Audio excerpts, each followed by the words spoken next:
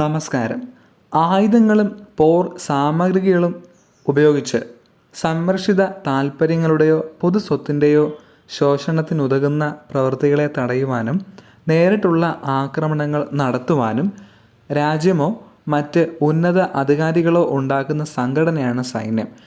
യുദ്ധങ്ങളിൽ നിന്നും സായുധ ആക്രമണങ്ങളിൽ നിന്നും സംരക്ഷണം നൽകുന്നതും സൈന്യത്തിൻ്റെ ചുമതലയാണ്. മിക്കപ്പോഴും രാജാക്കന്മാരോ ഭരണകൂടമോ നിഷ്കർഷിക്കുന്ന രീതിയിൽ മാത്രമേ ഇവ പ്രവർത്തിക്കാറുള്ളൂ.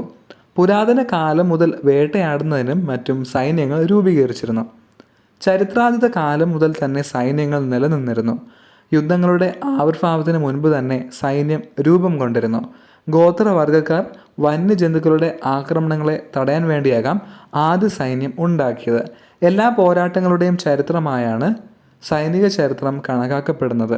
യുദ്ധത്തിൻ്റെ ചരിത്രവും സൈനിക ചരിത്രവും തമ്മിലുള്ള വ്യത്യാസം എന്തെന്നാൽ സൈനിക ചരിത്രം യുദ്ധത്തിൽ ഏർപ്പെടുന്ന പ്രസ്ഥാനങ്ങളെയും വ്യക്തികളെയും പറ്റിയാണ് പഠിക്കുന്നതെന്നാണ്. യുദ്ധചരിത്രം യുദ്ധരീതികളുടെ പരിണാമത്തെ പറ്റിയാണ് പ്രധാനമായും പരാമർശിക്കുന്നത്.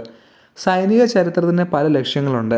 പഴയ നേട്ടങ്ങളിൽ നിന്നും തെറ്റുകളിൽ നിന്നും പഠിക്കുക എന്നതാണ് പ്രധാന ലക്ഷ്യം. സൈന്യത്തിൻ്റെ പാരമ്പര്യം സംബന്ധിച്ച ഒരു കാഴ്ചപ്പാടുണ്ടാക്കിയെടുക്കുക എന്നതാണ് മറ്റൊരു ലക്ഷ്യം. കെട്ടുറപ്പുള്ള സൈന്യം രൂപീകരിക്കുന്നതിന് ഇത് ആവശ്യമാണ്. യുദ്ധങ്ങൾ എങ്ങനെ തടയാം എന്നത് പരിശോധിക്കുകയാണ് മറ്റൊരു ലക്ഷ്യം. രണ്ടു തരം സൈനിക ചരിത്രങ്ങളുണ്ട്.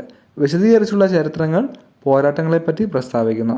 യുദ്ധത്തിൻ്റെ കാരണങ്ങൾ, യുദ്ധ നടപടികൾ, ഫലങ്ങൾ എന്നിവയെപ്പറ്റിയൊന്നും ഇത്തരം ചരിത്രം പരാമർശിക്കാറില്ല. നേരെ മറിച്ച് വിശകലനാത്മകമായ ചരിത്രം ഇത്തരം വിഷയങ്ങളെപ്പറ്റി ആഴത്തിൽ വിശകലനം നടത്തും. ലോക ചരിത്രത്തിൽ വിവിധ രാജ്യങ്ങൾക്ക് വിവിധ തരം സൈന്യങ്ങളാണ് ആവശ്യം വന്നിട്ടുള്ളത്.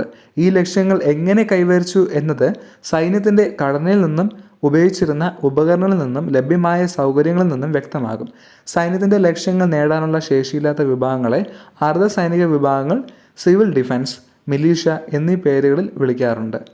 ഭീഷണികൾ തിരിച്ചറിയാനുള്ള സംവിധാനം സൈന്യത്തിന് ആവശ്യമാണ്. ഇതിനായുള്ള സംവിധാനത്തെയാണ് സൈനിക ഇൻ്റലിജൻസ് എന്ന് വിളിക്കുന്നത്. ചൈനയുടെയും ഇന്ത്യയുടെയും സൈന്യങ്ങളാണ് ലോകത്തിലെ ഏറ്റവും വലിപ്പമുള്ളത്. അല്ലെങ്കിൽ അമേരിക്കൻ സൈന്യമാണ് ഏറ്റവും ശക്തം എന്നത് മാതിരിയുള്ള ഒരു പ്രസ്താവനയുടെ വാസ്തവ അവസ്ഥ അറിയുന്നത് മുതൽ സൈനിക ഇൻ്റലിജൻസിൻ്റെ കർത്തവ്യമാണ്. നേതൃത്വം നൽകുന്ന ഓഫീസർമാർ, അവർക്ക് കീഴിലുള്ള സേനാ അംഗങ്ങൾ എന്നിങ്ങനെ രണ്ട് തരത്തിൽ സൈനികരെ വിഭജിക്കാം.